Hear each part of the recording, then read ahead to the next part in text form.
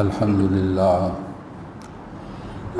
لله نحمده ونستعينه ونستغفره ونعوذ بالله من شرور أنفسنا ومن سيئات أعمالنا من يهده الله فلا مضل له ومن يضلله فلا هادي له وأشهد أن لا إله إلا الله وحده لا شريك له وأشهد أن سيدنا ومولانا محمدًا عبده ورسوله أما بعد فأعوذ بالله من الشيطان الرجيم بسم الله الرحمن الرحيم يا أيها الذين آمنوا كتب عليكم القصاص في القتلى الحر بالحر والعبد بالعبد والأنثى بالأنثى فمن عفي له من أخيه شيء فاتباع بالمعروف وأداء إليه بإحسان ذلك تخفيف من ربكم ورحمة فمن اعتدى بعد ذلك فله عذاب أليم وَلَكُمْ فِي الْقِصَاصِ حَيَاةٌ يَا أُولِي الْأَلْبَابِ لَعَلَّكُمْ تَتَّقُونَ كُتِبَ عَلَيْكُمْ إِذَا حَضَرَ أَحَدَكُمُ الْمَوْتُ إِنْ تَرَكَ خَيْرًا الْوَصِيَّةُ لِلْوَالِدَيْنِ وَالْأَقْرَبِينَ بِالْمَعْرُوفِ حَقًّا عَلَى الْمُتَّقِينَ فَمَنْ بَدَّلَهُ بَعْدَمَا سَمِعَهُ فَإِنَّمَا إِثْمُهُ عَلَى الَّذِينَ يُبَدِّلُونَهُ إِنَّ اللَّهَ سَمِيعٌ عَلِيمٌ فَمَنْ خَافَ مِنْ مُوصٍ جَنَفًا أَوْ إِثْمًا فَأَصْلَحَ بَيْنَهُمْ فَلَا إِثْمَ عَلَيْهِ إِنَّ اللَّهَ غَفُورٌ رَحِيمٌ۔ اے ایمان والو، تمہارے لیے قصاص لکھا گیا ہے مقتول کے بارے میں۔ آزاد بدلے آزاد کے ہے غلام بدلے ہے غلام کے ہے اور عورت بدلے ہے عورت کے ہے، اور جس کے لیے معافی ہو جائے ہے اس کے بھائی کی جانب سے کچھ تو پس پیچھا کرے دستور کے ساتھ اور ادا کرے اس کی جانب اچھے طریقے سے، یہ آسانی ہے تمہارے رب کی جانب سے ہے اور مہربانی۔ جو کوئی زیادتی کرے گا اس کے بعد اس کے لیے دردناک عذاب ہے۔ تمہارے لیے زندگی ہے قصاص کے اندر اے عقل والو، تاکہ تم ڈرنے والے ہو جاؤ۔ فرض کیا گیا ہے تم پر جب تم میں سے کسی ایک کو موت آ جائے، اگر وہ مال چھوڑتا ہے وصیت کرے اپنے والدین کے لیے اور اپنے قریبیوں کے لیے دستور کے مطابق۔ یہ لازم ہے پرہیزگاروں پر، جو بدل دے بعد اس کے جو اس نے سنا ہے، بے شک گناہ اس کا ان پر ہے جنہوں نے بدلا ہے۔ بے شک اللہ کی ذات سننے والی ہے جاننے والی ہے۔ جو کہ ڈر ہو وصیت کرنے والے کی جانب سے ہے طرفداری کا ہے یا گناہ کا، تو آپس میں ان کی صلح کرا دے تو اس میں کوئی گناہ نہیں ہے۔ بے شک اللہ رب العزت مغفرت فرمانے والے ہیں رحم فرمانے والے ہیں۔ صدق اللہ العظیم وبلغنا رسولہ النبی الکریم۔ واجب صد احترام معزز سامعین، قرآن مجید فرقان حمید کی چند آیات مبارکہ تلاوت کی گئی ہیں۔ دوسرا پارے کا چھٹا رکوع ہے جس کی آیات مبارکہ تلاوت اور ترجمہ آپ نے سنا ہے۔ ان آیات مبارکہ کے اندر اللہ رب العزت کی ذات نے 2 حکم ارشاد فرمائے ہیں۔ ایک حکم ہے جن کا تعلق قصاص کے ساتھ ہے اور بدلے کے ساتھ ہے۔ قصاص اور اس کے مقابلے میں حدود اور تعزیرات، اس کے بارے میں گزشتہ جمعے تفصیلات جو ہیں وہ بیان ہو چکی ہیں۔ اللہ رب العزت کی ذات نے قصاص کا تذکرہ کیا اور ساتھ یہ ارشاد فرمایا وَلَكُمْ فِي الْقِصَاصِ حَيَاتٌ يَا أُولِي الْأَلْبَابِ، قصاص کے اندر اے عقل والو تمہارے لیے زندگی ہے۔ یعنی جب حدود اور قصاص کا قانون نافذ ہو جائے تو پھر اس کے ساتھ جرائم کا خاتمہ ہوگا اور مجرم لوگوں کی اصلاح ہوگی۔ جب ان کو پتہ ہوگا کہ ہمارے لیے یہ حد ہے تو پھر عام انسانوں کے لیے راحت ہوگی اور زندگی ہوگی۔ اس لیے قرآن مجید نے یہ ارشاد فرما دیا تمہارے لیے زندگی ہے، اور قصاص کے اندر اللہ رب العزت کا یہ فرمان ہے۔ قصاص کے مسئلے کے اندر ضمناً یہ بیان کر دیا اگر آپس میں مصالحت ہوتی ہے، جس کا نقصان ہوا ہے وہ معافی دے دیتا ہے، ویسے معاف کر دیتا ہے، یا مال کے بدلے میں معاف کرتا ہے تو یہ اس کے لیے اجازت ہے۔ اب جس نے مال لینا ہے اس کو چاہیے کہ مطالبہ اچھے طریقے کے ساتھ کرے، اور جنہوں نے مال دینا ہے ان کو چاہیے کہ جب صلح مال پر ہوئی ہے تو اچھے طریقے کے ساتھ مال کی ادائیگی کریں۔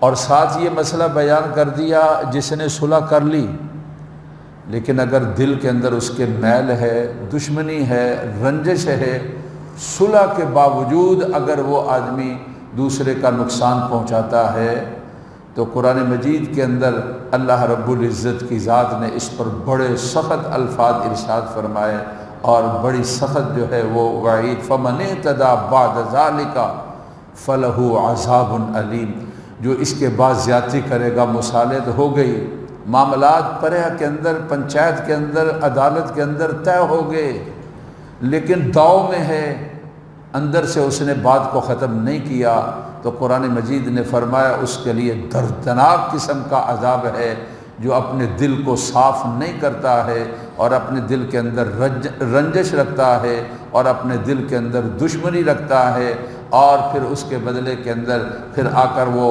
اپنا صلح بھی بظاہر اوپر سے کر لی اور پھر بدلے کے درپے ہو جاتا ہے۔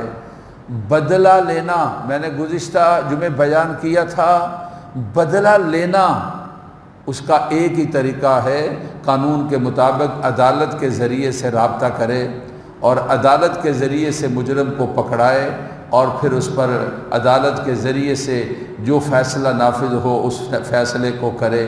باقی اپنے طور پر کسی سے بدلہ لینا، شریعت مطہرہ بدلے سے مطلب اس کو نقصان کے بدلے کے اندر، جان کے بدلے کے اندر کسی کی جان لے لینا، یہ خود ہی فیصلہ ہے، اس کی شریعت مطہرہ اجازت نہیں دیتی ہے، اور ایسا آدمی قاتل شمار ہوگا جس طرح کہ پہلا مجرم تھا اور وہ دوزخی اور جہنمی ہے، اس طرح دوسرا بھی دوزخی اور جہنمی ہے جس نے اپنے ہاتھ میں قانون کو لیا اور خود ہی فیصلہ کیا اور خود ہی اس کے اوپر عمل کر دیا ہے۔ بہرحال اس کے چونکہ ہم نے بہت تفصیلات کے اندر نہیں جانا ہے، لیکن ہم بہرحال جو ضروری باتیں تھیں ان کا ہم نے تذکرہ کر دیا۔ اب اس کے بعد دوسری چیز جس کے بارے میں آج عرض کرنا چاہ رہا ہوں، کتب علیکم اذا حضر احدکم الموت ان ترک خیرا الوصیہ، یہ جو دوسرا حکم ہے اس کے اندر اللہ رب العزت کی ذات نے وصیت کا حکم دیا ہے کہ جب آدمی کے پاس مال ہے تو اس کے لیے وصیت فرض ہے، اس کو چاہیے کہ وصیت کرے۔ 2 چیزیں ہیں، ایک ہے وراثت، ایک ہے وصیت۔ وراثت کا مطلب ہوتا ہے مالک بنانا۔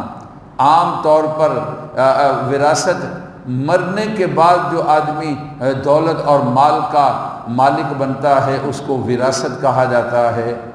وصیت کا مطلب ہوتا ہے حکم، اور عام طور پر مرنے کے بعد جو آدمی کے مال کے ساتھ یا آدمی کی چیزوں کے ساتھ جو حکم ہوتا ہے اپنے بارے میں، اپنے مال کے بارے میں جو آدمی حکم کرتا ہے کہ میرے مرنے کے بعد اس پر عمل درآمد کیا جائے، اس کو وصیت کہا جاتا ہے۔ قرآن مجید کے اندر وصیت کے بارے میں بڑے تفصیل کے ساتھ جو ہے وہ تذکرہ ہے۔ جب کسی گھر میں فتیدگی ہوتی ہے تو 3 کام فوراً ہوتے ہیں۔ سب سے پہلا کام ہوتا ہے تجہیز و تکفین، یعنی کفنانے اور دفنانے کا کام۔ اس کی تکفین کہاں ہونی ہے، اس کی تدفین کہاں ہونی ہے، یہ سب سے پہلا کام ہے۔ اور اس کے بارے میں جب کسی گھر کے اندر یہ سلسلہ ہوتا ہے فتیدگی والا، تو فوراً سمجھدار حضرات اس کی طرف متوجہ ہوتے ہیں کہ کفن کا انتظام کرو، دفن کے بارے میں انتظام کرو۔ اور دوسری چیز جو ہے، جو انسان کے مرنے کے بعد اہم چیز ہے، وہ اس کے قرضے کی، آدمی کی ذمہ داریاں کیا ہیں، مالی لحاظ سے اس کے ذمے کیا کیا معاملات آتے ہیں، یعنی اس کے ذمے قرضہ کیا ہے، مالی لحاظ سے اس کا قرضہ اس کو دیکھنا پڑتا ہے، اس نے کتنے لوگوں کا حق، کیا حق ادا کرنا ہے، اس پر بھی بڑی تاکید ہے۔ اس کے بارے میں دوسرا حکم ہے اور اس کے بارے میں غور کرنا چاہیے۔ اور تیسرا حکم یہ ہے کہ کوئی آدمی نے وصیت کی ہے کہ میرے دنیا سے جانے کے بعد اور پردہ فرمانے کے بعد اور میرے مرنے کے بعد میری دولت اور میرا مال اس کو اس طریقے کے ساتھ تقسیم کرنا ہے، میرے ذمے فلاں فلاں کا حق ہے یا میں نے فلاں لوگوں سے حق لینا ہے، تو اس طرح کا معاملہ بیان کر دینا اور اس کے بارے میں تفصیل کہہ دینا یا اس کے بارے میں لکھوا دینا، اس کو وصیت کہا جاتا ہے۔ یہ تیسری چیز ہے، جب آدمی دنیا سے جائے تو اس کے ساتھ یہ 3 چیزیں بڑی اہم ہوتی ہیں۔ چوتھی چیز چونکہ عام ہے، سب کو پتہ ہے کہ جو ان چیزوں کے بعد جو اس کا ترکہ اور اس کا مال ہے، اس کے جو شرعی ورثاء ہوتے ہیں ان کے اندر مال کو تقسیم کرنا ہے۔ تقسیم مال سے پہلے، ورثاء کے حق سے پہلے، یہ اس کے ترکے کے ساتھ 3 حق لگے ہوئے ہیں، ان حق کی ادائیگی پہلے ہے اور پھر اس کے بعد جو ہے ورثاء کا حق آتا ہے۔ تجہیز و تکفین ہے، اگر کوئی رشتہ دار باخوشی یہ قبول کرتا ہے کہ تدفین کا میں انتظام کروں گا، کفن کا میں انتظام کروں گا، تو اس کے اندر کوئی حرج والی بات نہیں۔ میں نے کہا باخوشی، لیکن جس طرح کے رسم و رواج ہیں، اس رسم و رواج کے اندر یہ کفنانے اور دفنانے کا خرچہ ہمارے کڑموں کے ذمے ہیں، پہلی روٹی ان کے ہمارے کڑموں کے ذمے ہیں، فلاں رشتہ داروں کے ذمے ہیں۔ نے میرے بھائی، شریعت مطہرہ نے اس کے بارے میں کوئی بیان نہیں کیا، اور اس طرح لازم کرنا اور اس طرح یہ بات کہہ دینا اور اس طرح اس کو دین سمجھنا، یہ دین کے اندر اضافہ ہے اور یہ بے دینی کو دین بنانا ہے۔ اس کا شریعت مطہرہ کے اندر کوئی جو ہے اس کا درجہ نہیں ہے اور شریعت مطہرہ کے اندر اس کی کوئی حیثیت نہیں ہے۔ بیٹی والے، ان بیچاروں نے کیا ظلم کر دیا، اپنا جگر کا ٹکڑا تمہیں دے دیا، اب تمہارے مرنے پر یہ کفنانے اور دفنانے کا خرچہ بھی وہ کریں، اور اب تمہارے کسی کے دنیا سے پردہ کرنے کے بعد بھی اور وہ روٹی کا انتظام بھی خود کریں، چاہے ان کی حالت مالی طور پر جیسی بھی ہو۔ نہ، شریعت مطہرہ اس طرح کی کوئی بات نہیں کہتی ہے اور دین اور اسلام اس طرح کا کوئی حکم نہیں دیتا ہے۔ اور اگر ان کی خوشی نہیں ہے، رسم کے ساتھ ان کو مجبور کرو تو یہ ظلم ہے، یہ زیادتی ہے، یہ گناہ ہے۔ اپنے آپ کو اس گناہ سے بچانا چاہیے اور معاشرے کے اندر اس گناہ کو ختم کرنا چاہیے۔ میں نے کیا عرض کیا کہ اس کے ترکے کے ساتھ سب سے پہلا حق کیا ہے؟ اس کی تجہیز، تکفین، یعنی اس کے کفنانا، یعنی قبر کا انتظام کرنا، اس کے کفن کا انتظام کرنا، ان کے نہانے کا انتظام کرنا، یہ تجہیز و تکفین یہ اس کے ترکے میں سے کرنی چاہیے۔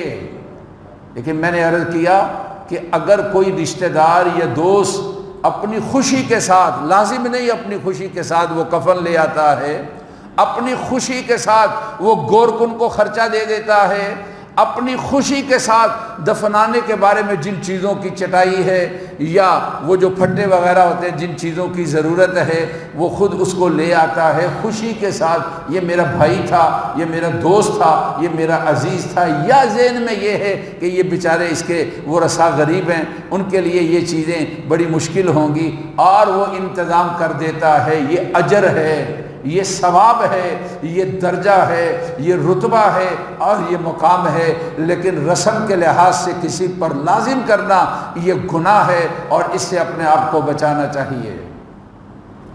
اور اس کے بعد قرضے کی ادائیگی ہے۔ رسول اللہ صلی اللہ علیہ وسلم قرضے کے بارے میں جب پتہ چلتا تو آپ کہتے کہ تم اس کا نماز جنازہ پڑھاؤ۔ آپ نے مقروض کی نماز جنازہ پڑھانے سے انکار کر دیا تھا جب تک کوئی یہ نہ کہتا جی میں ذمہ دار ہوں۔ اسی وجہ سے آج جنازے کے موقع پر اعلان ہوتا ہے۔ ہمارے یہ رشتہ دار کاروبار بھی کرتے تھے اور یہ لینے دینے کے معاملات بھی تھے، کھاتے موجود ہیں۔ اگر اس کے علاوہ کسی کاروباری آدمی کھاتوں کے اندر سلسلہ ہوتا ہے، اگر اس کے علاوہ ہمارے اس عزیز کا کسی کے ساتھ معاملہ ہے تو ہم اس کے ذمہ دار ہیں، اور ہمارا فلاں بڑا اس کا ذمہ دار ہیں اور اس کے ساتھ سارے شریک ہیں۔ آدمی رابطہ کر کے اپنے معاملات کا ان کے ساتھ طے کر سکتا ہے اور ان کے ساتھ مطالبہ رکھ سکتا ہے۔ اور تیسری چیز کیا ہے جس کے بارے میں میں نے بیان کیا؟ وصیت۔ وصیت کیا ہوتی ہے کہ میرے مرنے کے بعد میرا ترکہ، میرا مال اس کو اس طریقے کے ساتھ کیا جائے۔ دین اور اسلام کے احکامات جو ہیں تدریجاً آئے ہیں۔ آپ کو پتہ ہے کہ نماز کے اندر ایک وقت میں بات کرنا جائز تھی۔ کوئی آدمی مسجد میں آیا، اس نے سلام کیا تو نمازی آدمی حالت نماز کے اندر اس کی نماز کا جواب دے دیتا تھا، سلام کا جواب دے دیتا تھا۔ کوئی اصلاح نماز کے بارے میں بات ہوتی تو اس سے پوچھا جاتا، وہ حالت نماز کے اندر جو ہے وہ جواب دے دیتا۔ پھر اس کے بعد حکم آ گیا قوموا للہ قانتین۔ قانتین کا معنی ساکتین، اللہ کے سامنے کھڑے ہو جاؤ خاموشی کے ساتھ، یعنی اب کوئی بات نہیں تو صرف اللہ کے ساتھ بات ہے۔ وہ اللہ تعالیٰ کے ساتھ بات قرآن مجید کے واسطے سے ہے، نبی کریم صلی اللہ علیہ وسلم کے بتائے ہوئے وظائف کے واسطے کے ساتھ ہے۔ اب کسی انسان کے ساتھ کوئی گفتگو اور کوئی بات آدمی نہیں کر سکتا ہے۔ اگر موبائل بجتا ہے تو وہ آن کرتا ہے اور پھر اس کے بعد کہتا ہے کہ میں نماز کے اندر ہوں۔ تو یہ اسی طرح ہے کہ کوئی آدمی آ کر کہتا ہے السلام علیکم تو جواب میں کہتا ہے میں نماز کے اندر ہوں، یہ نماز ٹوٹ جائے گی۔ اس کو نماز فوراً ختم کر کے نئے سرے سے نماز کو شروع کرنا چاہیے۔ حالت نماز کے اندر موبائل پر جواب دینا، حالت نماز کے اندر جیب سے موبائل نکالنا اور پھر اس کے بعد دیکھنا، پھر اس کے بعد اس کو بند کرنا حالت نماز کے اندر، پھر اس کو جیب میں داخل کر لینا، یہ اتنے سارے اعمال جب کوئی آدمی نمازی کرے گا تو اس کی نماز ٹوٹ جائے گی۔ حالت نماز کے اندر اس کی اجازت ہرگز نہیں ہے۔ اگر اس طرح کا کوئی ٹچ موبائل ہے، یہاں جیب کے اندر ہے، حالت نماز میں آپ نے ایسا کیا وہ بند ہو گیا، یا ایک دفعہ ایسے کیا وہ بند ہو گیا، تو اس کی گنجائش ہے، لیکن اس کو ہاتھ لگا کر اندر داخل کرنا اور پھر اس کے بعد باہر نکالنا، پھر اس کو دیکھنا اور پھر اس کو آف کرنا اور پھر جیب میں ڈالنا، یہ ساری چیزیں نماز کے خلاف ہیں اور یہ نماز کو توڑنے والی چیزیں ہیں۔ میں نے کیا کہا کہ احکامات شریعت کے تدریجاً آتے رہے۔ پہلے بلا روزے کے بارے میں کیا حکم تھا؟ اگر کوئی آدمی روزہ افطار کیا، اس نے روزے کی افطاری کے بعد اگر وہ سو جاتا ہے تو سونے کے بعد اس کا روزہ شروع ہو جائے گا۔ اب سحری وہ نہیں کھا سکتا ہے، اب اس کا روزہ شروع ہو گیا۔ لیکن پھر اس کے بعد اللہ کی ذات نے اس کی اجازت دے دی کہ روزے کا وقت ہے کیا کہ جب رات ہوتی ہے تو وہاں روزہ ختم ہو جاتا ہے، جب دن ہوتا ہے تو روزہ شروع ہوتا ہے، اور جب رات ہوتی ہے یعنی سورج غروب ہوتا ہے تو روزہ ختم ہو جاتا ہے، اور روزے کی راتوں میں کھانا پینا اور دیگر معاملات اس کی اجازت دے دی۔ یہ تدریجاً اس کے احکام آئے ہیں۔ اسی طرح ترکے کی تقسیم کے مسئلے کے اندر احکامات تدریجاً آئے۔ پہلے حکم یہ تھا کہ یعنی کیا تھا جو بات چل رہی تھی اس میں یہ تھی کہ ترکہ ان لوگوں کا ہوتا ہے جو مرنے والے کے لیے یعنی جنگ کر سکتے ہیں، لڑائی کر سکتے ہیں، مقابلہ کر سکتے ہیں، لہذا عورتیں مقابلہ نہیں کر سکتی، ان کا ترکے میں بیٹی ہے تب، بیوی ہے تب، ماں ہے تب اس کا کوئی حصہ نہیں ہے۔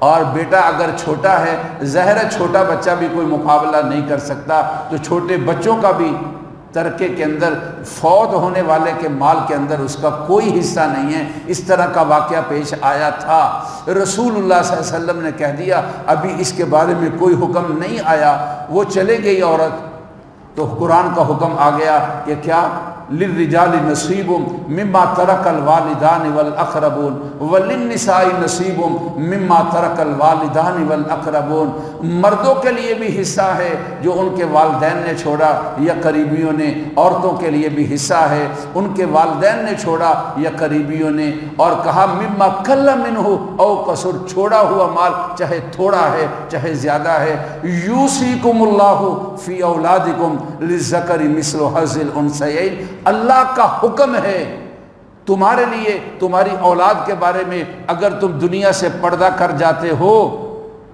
تو جتنا لڑکی کا حصہ آئے گا اس سے 2 گنا تمہارے لڑکے کا حصہ ہے۔ قرآن مجید نے اس کو بیان کر دیا۔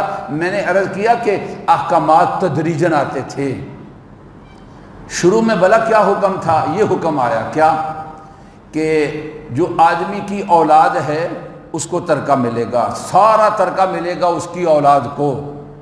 اب اس کے بیٹے بیٹیوں کے علاوہ اس کا والد ہے، اس کی والدہ ہے، اس کی بیوی ہے، دیگر اس کے رشتہ دار ہیں، تو اس کے لیے یہ حکم تھا اگر اس کے پاس مال ہے تو اس کو حکم یہ تھا کہ تیسرے حصے تک، 3 لاکھ چھوڑ رہا ہے تو 1 لاکھ تک اپنے ابا کے لیے، اپنی امی جان کے لیے، اپنی بیوی کے لیے یا کسی اور رشتہ دار کے لیے مرنے سے پہلے وہ وصیت کر جائے۔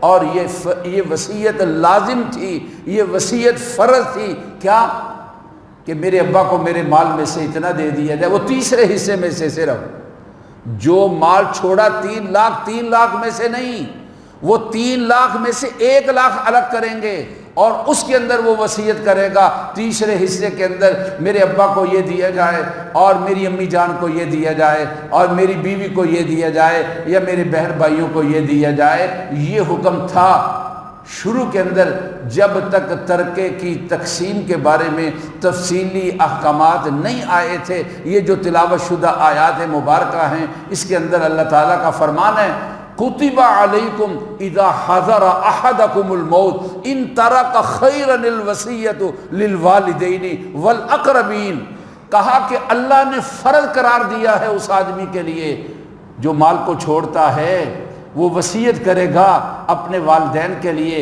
اور اپنے قریبیوں کے لیے۔ یہ قرآن مجید نے سورۃ بقرہ 2 پارہ اور اس کا 6 رکوع ہے، تلاوت شدہ آیات مبارکہ ہیں، اس کے اندر اللہ رب العزت کی ذات نے اس مسئلے کو بیان کیا ہے۔ لیکن جب یہ حکم آ گیا ورثاء کے بارے میں تفصیل ساری بیان کر دی گئی، ترکے کی تقسیم کے مسئلے کے اندر قرآن مجید کے اندر یا شریعت مطہرہ کے اندر، دین اور اسلام کے اندر جتنی تفصیل ہے اور جتنی تفصیل کے ساتھ اس مسئلے کو بیان کیا گیا ہے، دنیا کے کسی مذہب کے اندر اور کسی قانون کے اندر ایسی تفصیل نہیں ہے۔ کچھ لوگوں کو اصحاب فروض کہا، ان کا حصہ متعین ہے، یہ حصہ دیا جائے گا۔ مثلا کل کسی نے پوچھا تھا کہ کوئی آدمی فوت ہو گیا ہے، اس کی اولاد بھی ہے، تو اس کے باپ کا اور اس کی ماں کا حصہ کیا ہے؟ جب بیٹا بیٹی موجود ہیں مرنے والے کے تو باپ کا بھی 6 حصہ ہے اور اس کی ماں کا بھی 6 حصہ ہے۔ یہ قرآن نے یہ 4 پارے کے اندر سورۃ النساء کے 2 رکوع کے اندر یوصیکم اللہ فی اولادکم للذکر مثل حظ الانثیین، اس میں قرآن مجید کے اندر اللہ تعالیٰ نے بیان فرمایا ہے۔